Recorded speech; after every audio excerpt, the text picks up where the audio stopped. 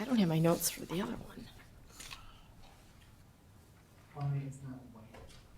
It's not white? Oh, That's what was throwing me off too. okay. Got it, sorry. Sorry. I'm going to reconvene the regular meeting of the Minnehaha County Planning Commission, and we'll begin with a few entry comments. Any final action taken on the conditional use permit application tonight will take effect 5 working days following this meeting unless a written appeal of the Planning Commission's decision is filed in the Planning Office by Monday, January 29th at 5 p.m. In the event of an appeal, the decision will be referred to the County Commission for a hearing on Tuesday, February 20th at or after 9 a.m. The affected parties will be notified of the meeting date, and meetings of the County Commission are held in the same room. First on the agenda is public input. Is there anyone who wishes to speak to any item on the agenda?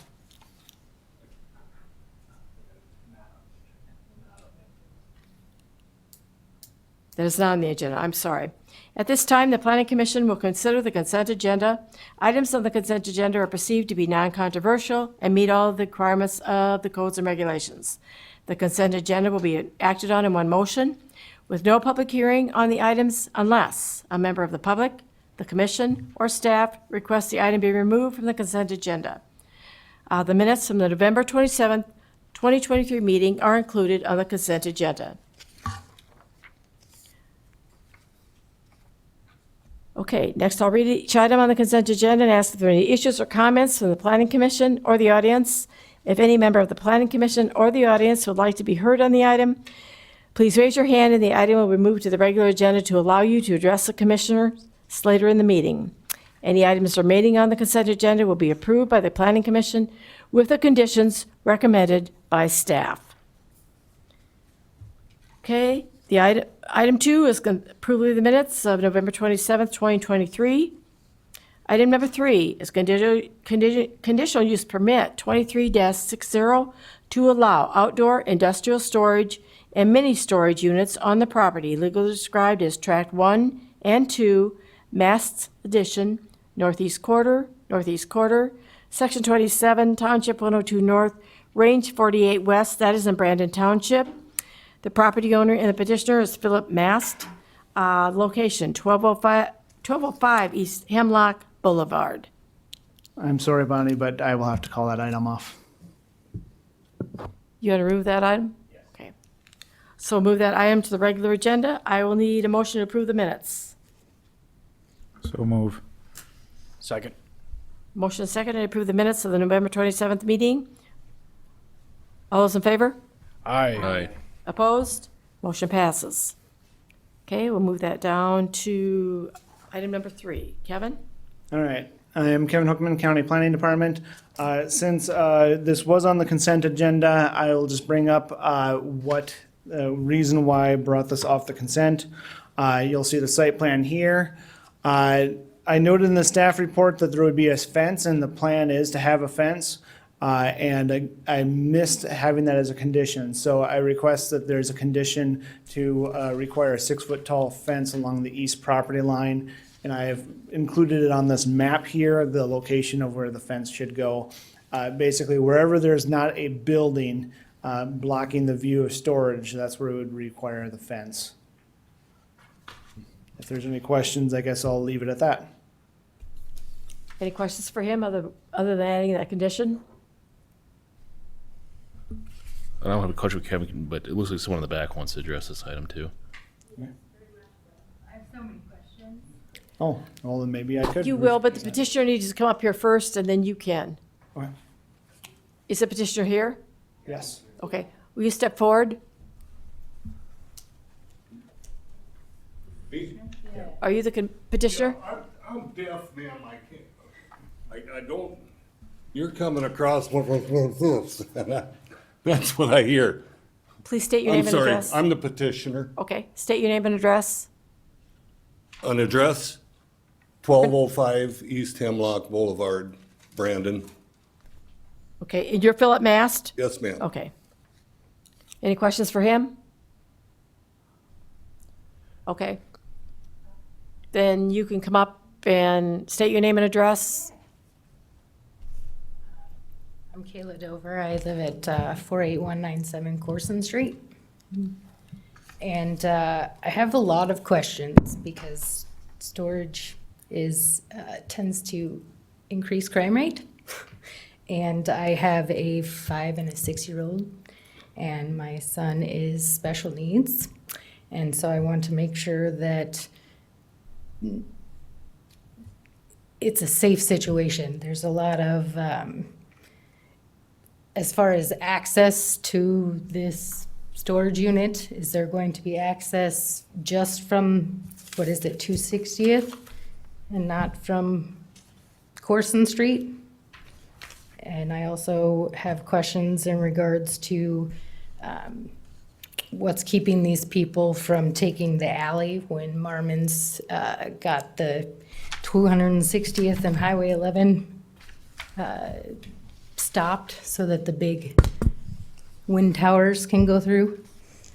Because that alley runs right by my house, and I have, like I said, a special needs 5-year-old who doesn't quite get the concept of don't cross the street without looking both ways. I'm a single mom, 2 kids. As much as I want to be there to watch my children every second of every minute, I can't do that. That's why I purchased a home in a very small area, and, it's a gravel road. There's no, high traffic on that side where the kids play and all of that.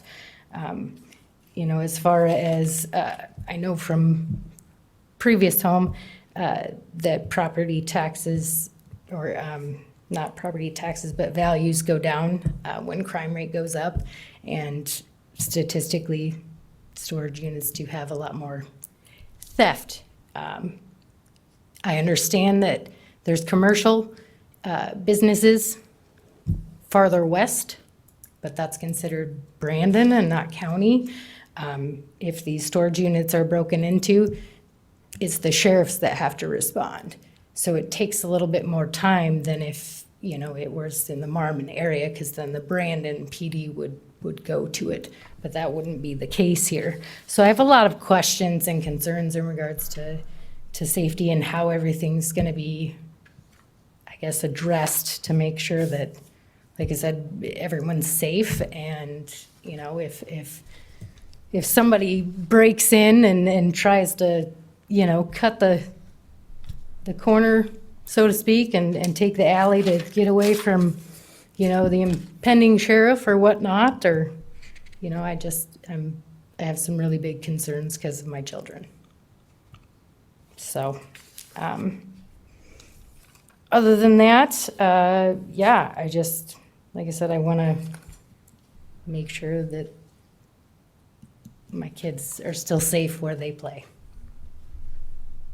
So.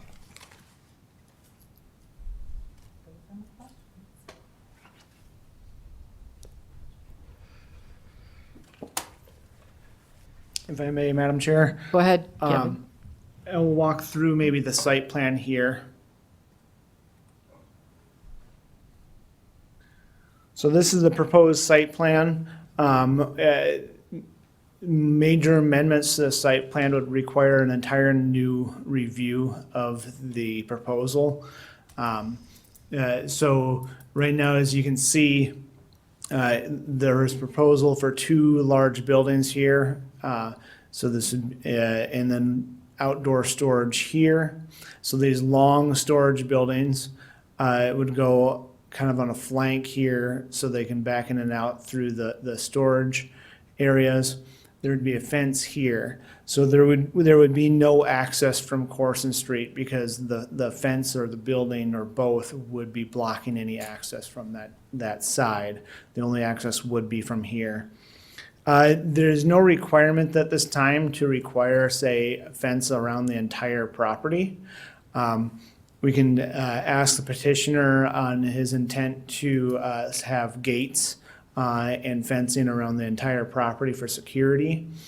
Part of the plan for this building, as discussed with the petitioner, is to keep lighting directed away from the housing units, but still have the the property lit up at night, so you can see the property and people coming in and out of the property at that time.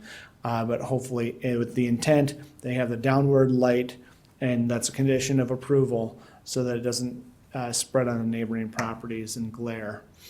I guess without going through the entire staff report, that's the idea of the site plan anyway. Is if there's any questions, I can go through the rest of the staff report as well.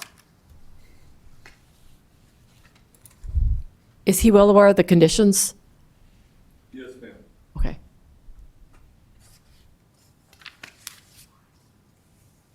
Commissioners, do you have any other further questions for him?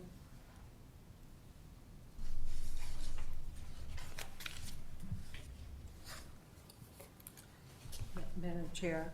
So Kevin, where is it that you are recommending or you want the fence to be?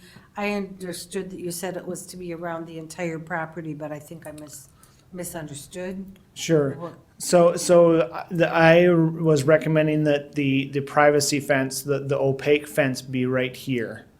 I am not. I do not know if the petitioner is planning on fencing the entire property, because this would have to be like to block headlights, block views. This he could use like a chain link fence for access. To prohibit access, but since this is a railroad and industrial to the west, privacy fence would not be needed at that side. But it would be a question for the petitioner whether or not he's going to be fencing that area. Okay.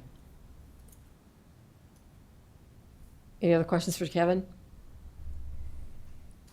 Okay. The petitioner, would you like to come forward again and answer any questions? You see the easement on the bottom, that is fenced. Want to make sure you know that. And railroad service people don't want fence alongside the railroad. That's railroad track on the west side. Farmland south of me, no fence on the rail. I wanted to mention that she makes a good point about the alley use when the towers are going by. That's a different issue, not related to this, but she makes a good point that needs some attention. Corson needs a little bit of help with its traffic. That's just aside from the issue, but that's a point to be made. Corson needs to has a few issues with traffic. Any further questions for him? Okay, thank you. Yes. Okay, commissioners?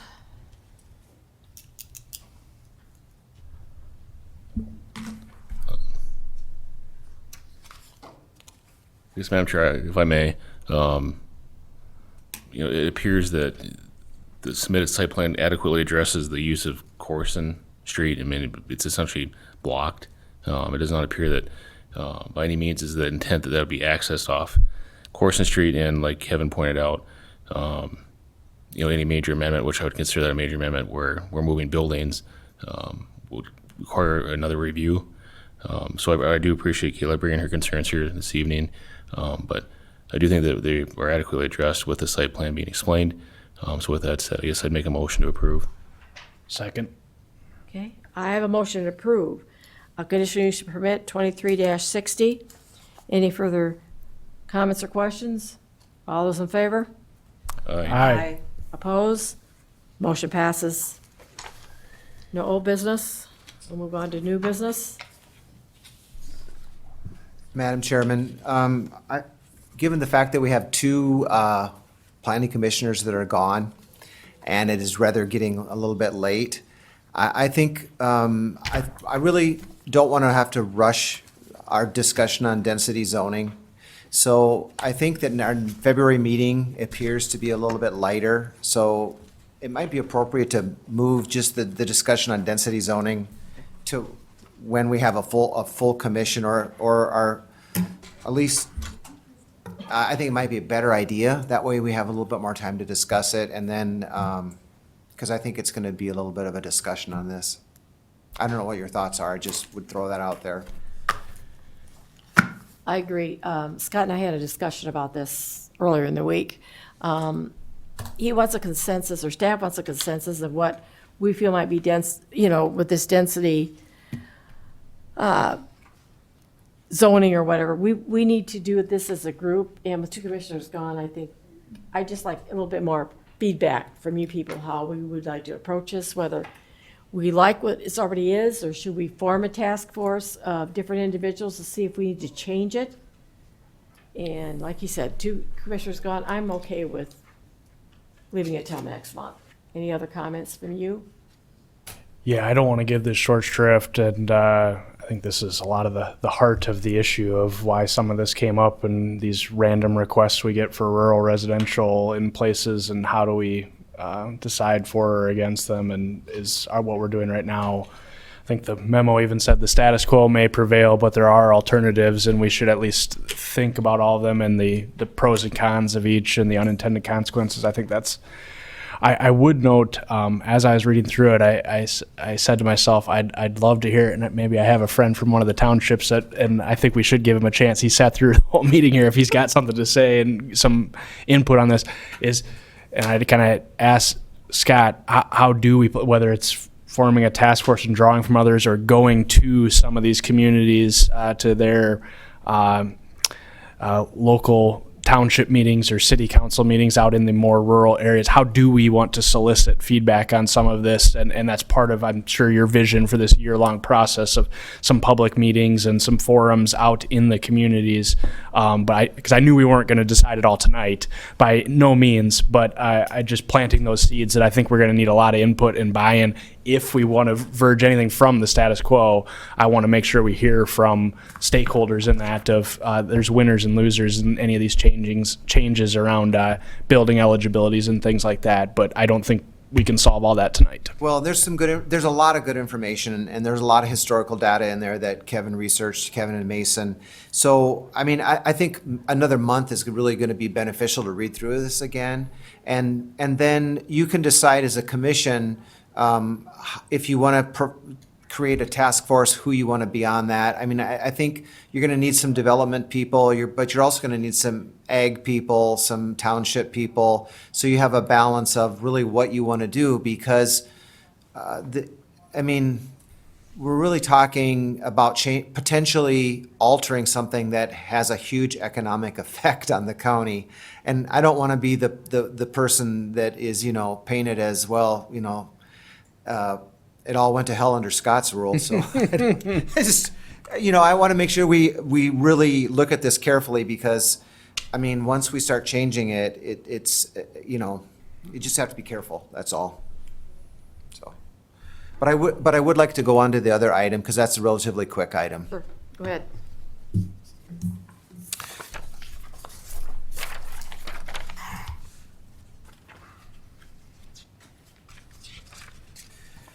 So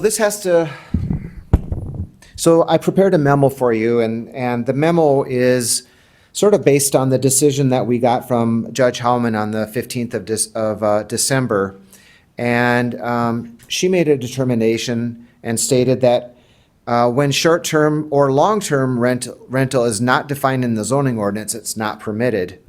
And what gave us all pause there was the term long-term rental. And you heard the attorney for Don't Ask Holdings, Tyler Childress, bring it up tonight.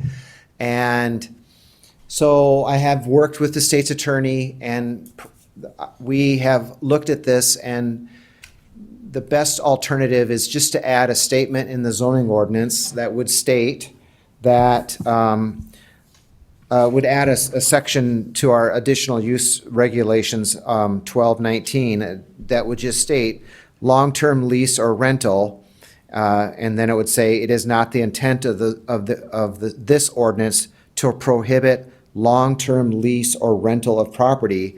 so long as such use is otherwise lawful. Because if you think about it, there's a lot of long-term rental leases, rental agreements in the county. Mini storage units are all long-term rentals, farmland, where you're leasing year-to-year farmland. And I don't want to second guess what the judge was thinking, but it is just a common sense that we would allow long-term leasing of property.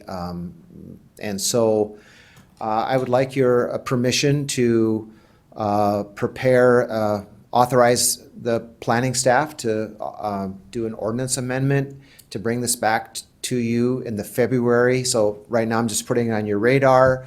We can have the full hearing in February. I don't think this is going to be something that the public is going to come roaring out in opposition or for, because it's pretty high level that you would think that long-term rental would be, or leasing would be approved, or would be something that would just be status quo. But it should be in the zoning ordinance, according to the judge, so we'll put it in there. But I'd be glad to answer any questions. Otherwise, I would just ask that you authorize staff to, or authorize me to put this on the agenda for the February meeting, or whatever meeting you'd like, March, February, but we'd sort of like to get this done. And we'd have a hearing on it. And then it would also be furthermore our intent that once we get it sort of worked out at the county level, that we would go back to the city and City of Sioux Falls and Del Rapids, because we need to address it in all of our jurisdictions, just like we're doing with the shipping containers now. So, any questions for me? Go ahead, Doug. Yeah, just so I'm totally clear. How many years is a long-term lease or rental? In your, Well, anything over a month is really long-term.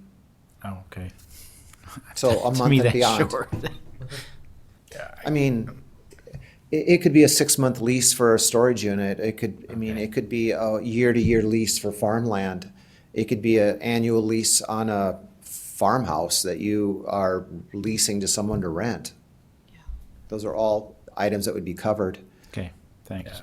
Madam Chair, I guess I would take as maybe Judge Hammond saying there's no presumed right to rent, whether it's short-term or long-term, so it needs to be in the ordinance explicitly. Yeah. And that was gonna be my question, and maybe Maggie can help us out, but this drafting is kind of passive of just like, we're not proscribing rent, like, do we need to make an explicit affirmative statement? And I don't know, between now and next month, we can talk about the wording and whatnot. I'm not too concerned about it, but obviously this is, we've got a working draft, and I'm happy with just addressing it next month then, and Okay. we can wordsmith it between now and then if needed. Yeah, and this will give, I'll have another week to 10 days to work with the state's attorney, and if we need to hammer out some final wording. And that's not to say that even when we get it to the hearing in February, we still can change words around. So it'll just get it, and we have a lot of options available to us. Even if we set the hearing date and we're still not happy with the wording, we can continue the hearing till March. I mean, there's always options there. Yep, I'm fine with all that. I am too. You'll bring, I'd like a motion to authorize me to set the hearing date. oh, I see, okay. I'll make a motion to have a hearing in February. Yeah, Second. thank you. I have a motion and a second. All those in favor? Aye. Opposed? Motion passes. I'll entertain a motion to adjourn. So move. Second. All those in favor? Aye. Aye. Opposed? I just think We are adjourned. Thank you, everyone. Did you